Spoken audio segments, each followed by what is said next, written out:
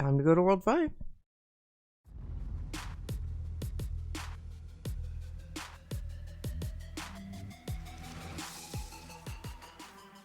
Hey, hello, beloveds, it is Sister Card here. Hopefully y'all having a great day. I'm having a great day. We're back today in World 0.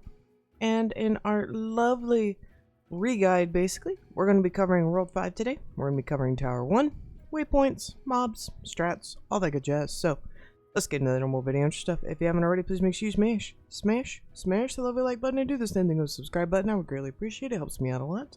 Our beautiful pup of the day is Call of Duty Tom. Thank you for the love and support. I greatly appreciate it. So, we're going to be going into World 5. I am teamed up today with one of my lovely mods. I don't know what he's doing.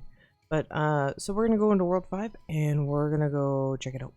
Okay, we're heading on over to World 5. Let's go!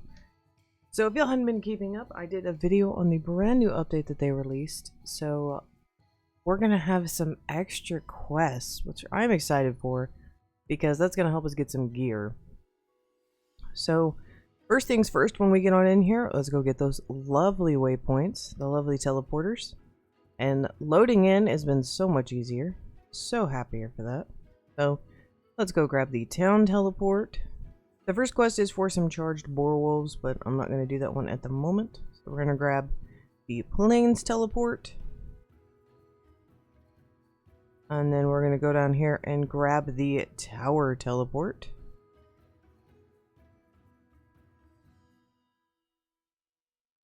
And if you notice, I am not level 60, which means I can't do the lovely tower yet, because I have to be 60 plus. So that allows me to get all of these little quests done, with all these mobs that are in here. So I am actually kind of low-key excited about that. So the next one we're going to go get after the plains and the tower.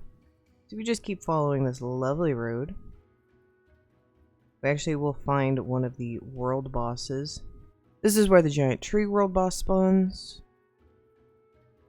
This is where the blue Quiddadil are. And then we're going to have the beach teleport down here. So there is the beach. We have 3 more waypoints to go. So from the tree, I took a left, and this is going to be the Crossroads Teleporter. So we have that one unlocked. And then we're just going to keep following the yellow brick road. So, there's kind of like a little juncture here, whether most people see it. If you go to the right, that is one of where another one of the world bosses is, but if you go to the left, this is where all the blue goblins spawn on in. So, I'm actually going to go to the left, and we're going to go grab the blue goblins teleporter. Now, these blue goblins are nice, so just heads up. And I have been hit. It also doesn't help I'm super low level right now.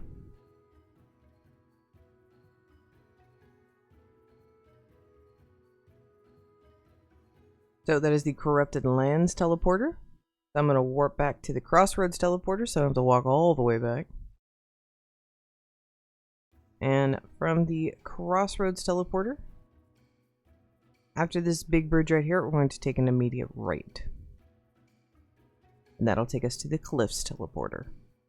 So this is the blue goblin boss that spawns on in for the world. There used to be a house here, but there's not anymore. And then now we have the Cliffs teleporter. So the Cliffs teleporter is right here. So we're just going to stand on here. And that's the last one. So those are all the waypoints. So now that you are in a World 5, here's the deal. You could have stayed in the other world until you were World 60. Or you could have done what I did, which was left early. So now you actually have a chance to do all the side quests to get all that XP, do your daily. But where we're going to get most of our XP from level 60 to level, I would say about 70, 75, is we're actually going to get it from the dungeon, from the tower. So, I'm going to go grind until I can get into the tower. I'm just going to go complete some of the side quests. There's some crystal crabs and horses here, so I'm going to kill some of these. Didn't take too long, so I'll see you in a sec. So, by the cliffs, what I have gone ahead and done is I got the blue goblin boss, I got the horses, and I got the crabs done. So I'm actually going to go over to the blossom tree, and there's a ton of stuff over there. And I'm already, like, covered a big majority of the XP that I did need. So That's kind of what's in each zone, but that's the cliff teleporter, so you can get 3 things knocked out over here. So let's go take on the next boss. With the tree boss, you're going to find the blue quitadills, you're going to find the trees, and you're also going to find the crabs over here. So it's a good way to kind of get all of those world quests done that we have to get done anyways.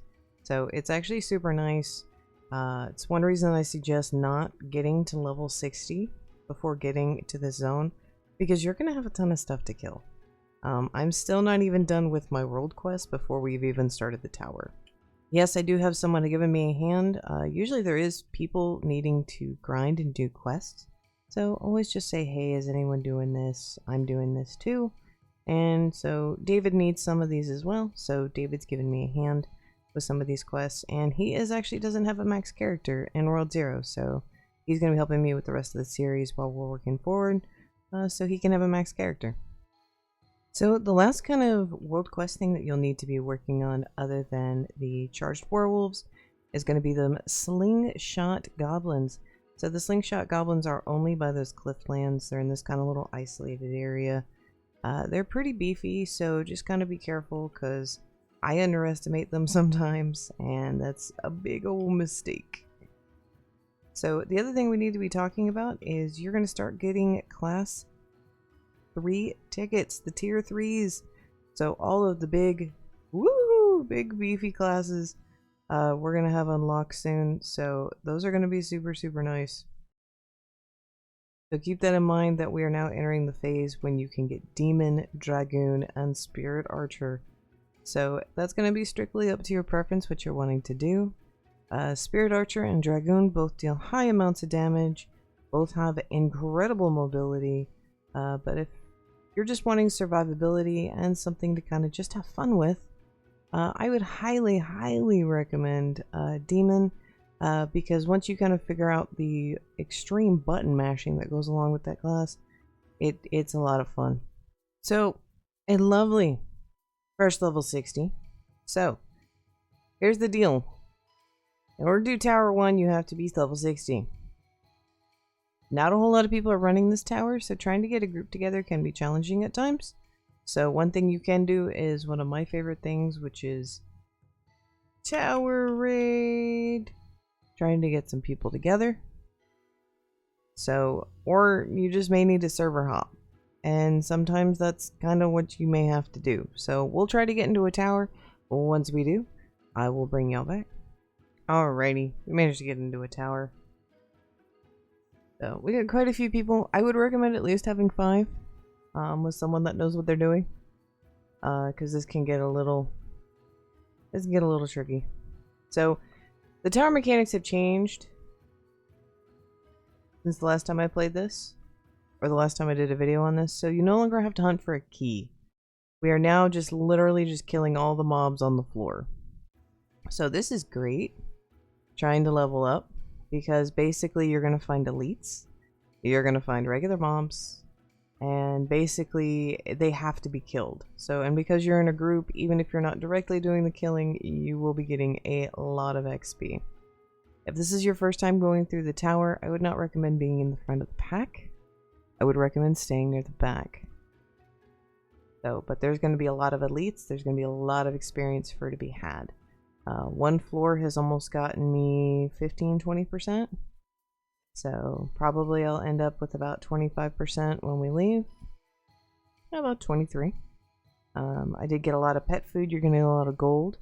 So I would recommend just kind of staying in a group, especially the first time you're doing it. So I'm not going to cover all the floors because that's going to take way too long. So there are chests in here where you can get more class tickets. There's eggs in here so you can get 2 of the different pets, but I'm not going to go over all of that because it will take me forever. So we're just going to go over each of the bosses and kind of the mechanics. And I mean, I'm already a third the way through level 60, so this is pretty much how you're going to be grinding the rest of your level until you are able to move on to World 7. So, and we have, just walking around, we have already completed most of that. So you do have to be level 70 in order to go to the next zone. So you will have to stay here until you are level 70. So just a little bit of a tidbit there. So this is the first boss, the Eye of Igneous. So Igneous, his only real big thing, he does a little bit of melee damage, is he's going to make the floor light up. So what you're going to have to do is just kind of look at the floor, look for circles. That is a big key thing when you are playing this game. You need to look for where circles. So he's going to start this AoE. He has several attacks going on because we're getting him through phases quickly. So you just need to watch the AoEs that he's doing and just be mindful of what is going on around you. So I am getting a lot of loot right now because I've completed a lot of missions. So this is actually nice. Ultimate charge. I think I'm probably going to take that ultimate charge. But yeah, already getting a ton of gear. This is super, super nice. You do not have to have a mount for this. I have already unlocked my mount just so I can keep up. I'll bring it back when we get to the next boss. So next we are with the Shield of Igneous. So Igneous has big white circles, basically need to avoid. And unless you're a tanking class, I would heavily avoid basically being in the center of his attention, because he can do some amazingly rough damage. So just kind of giving you a heads up that yeah, just be mindful of what you're doing. I would again, I always recommend a healing pet until you are confident with what you are doing, and especially running the towers. A lot of people aren't quite have sure footing when it comes to their classes. So again, healing pets, especially if it's your first time going through. Or I'm running with David, who's a paladin, and so that kind of helps. Ooh, we got a purple rogue armor. Ooh, untouchable. Nice. Let's go. Getting some good armor through here. Alright, so one, if you happen to die in the tower, you can revive for 50 crystals. I was not paying attention and died. So this is the next boss, the Root of Igneous. Root of Igneous is probably the absolute roughest boss in the dungeon because he basically just falls over. That's his whole stick. He falls over and he does damage. But his main attack that gets people the most is when he springs up his roots. So pretty here in a minute, he should initiate the attack sequence. So you see these little circles on the ground, you need to make sure you can move. And we just lost someone because of that. And yeah. So just be mindful of the roots and move. And move. So you may not be able to get every single thing that you need from the first run. You may have to do this a couple times before you have a successful run. But keep that in mind and don't get too frustrated while you're doing this. That's my biggest recommendation. Don't get frustrated. You may die a few times.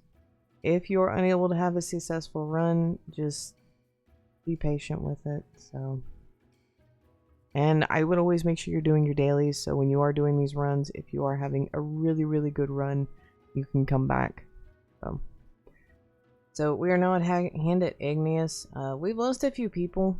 So again, I've had to dip, dodge, and duck because I'm not a big player. Hand of Igneous is not too bad, just kind of avoid his circles. It can be kind of hard, especially with ultimates going off. So just kind of be mindful. There is crystals and like orbs running around the room, so you may have to be mindful of them as well. They don't do a lot of damage, but for like a new player like me, they do a lot of damage. They hurt. So Hand of Igneous is probably going to be one of the first bosses that gives anyone problems. Honestly, the tree gives me the most problems. So just kind of keep that in mind when you're running through here. You're not going to have good runs every time. Don't get frustrated. And just keep going. There is a bug that sometimes you cannot go through the door. So you'll run up to the exit and you'll be like, I can't go through the door, I'm smashing my face into it. And yeah. So we are at Dragon. And so we're at Igneous, the fire dragon. So basically the biggest tips I can give for this is don't stop moving. Because if you stop moving, you will die. Be mindful when he puts circles on the ground. And try and stay away from the front of him. Especially if you're a ranged class. Or an itty bitty person. So David can handle a little bit more because Paladin has a little bit better survivability than I do right now. Because he can shield. And I think he does have better gear than I do. So...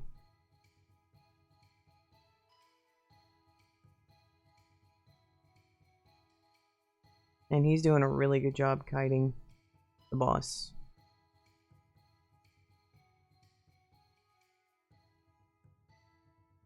So kind of the next big thing, Igneous, doesn't really happen until he hits the middle stage. Oh, and David died. So again, you gotta be mindful of what he's doing.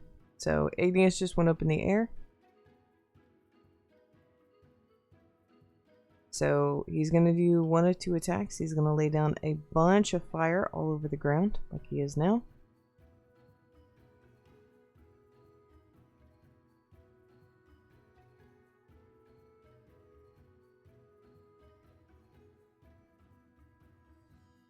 When he does this attack, you need to make sure you are running in a straight line outwards of the arena. Because if you are running towards your friends, they're going to get really mad because you're going to do damage to your friends. Igneous has begun his next stage, which is where he activates a shield. So he's going to go up in the air. He's going to do this big old death deal attack where you have got to stay behind a shield. This is not an optional thing.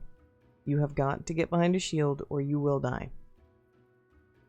He's activated yet another shield. So we're going to go on over here. And we're going to jump behind a shield. So this is probably not a fight we're going to win. I'm just letting y'all know. You won't win every fight. I can't record every win. Because when Igneous goes up, once we run out of shields, we run out of lives. Oh, and I died. So, here's the deal. I've done a few more towers since we have last left Flash, and they have ended horribly. Not every tower you will do will be successful. Especially when you are lower level, not having like the most optimized gear. So, here's the deal, guys. You don't actually have to do the tower to finish it in order to unlock the next teleporter. You just have to get to level 70.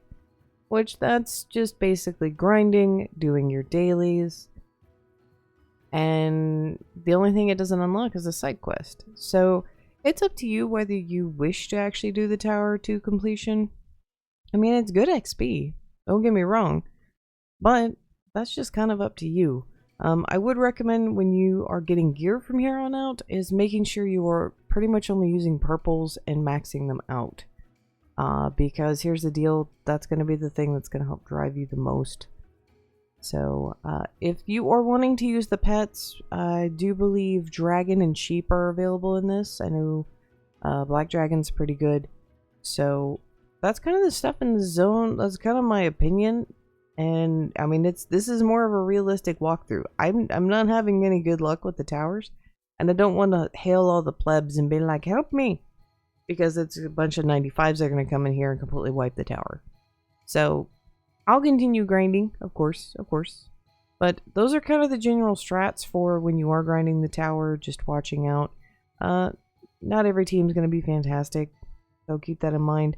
I will say, being a range class, so unlocking Demon, unlocking Archer, using Elementalist, pretty good pick because you're able to get out of the way of most of the big attacks. So, guys, that's going to be it for this video.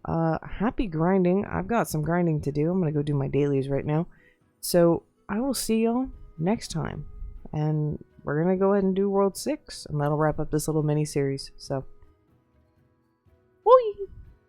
Before we go, guys, I want to give a big shout out to my lovely knights of the YouTube channel. I greatly appreciate all of y'all's support. Y'all are amazing. And a big shout out to my Emerald Knights. Thank you so much for the love and support. See y'all next time.